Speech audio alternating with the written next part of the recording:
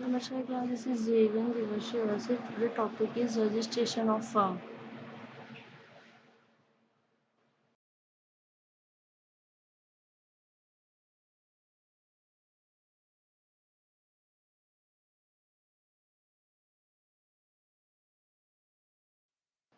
The registration of the partnership is not compulsory, but it should be registered with the registrar of firm soon after its formation, because an unregistered firm cannot sue outsider, and the outsider can sue the firm.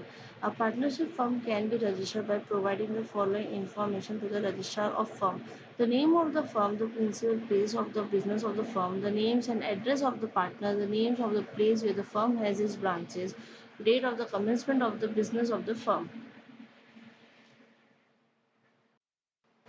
dates on which the various partners join the partnership firm, the duration of the partnership firm. The statement provide above mentioned information should be submitted along with prescribed fees and must be signed by all the partners. Registrar shall make an entry of the statement in a register and shall file the statement when he will be satisfied that all legal formalities have been completed.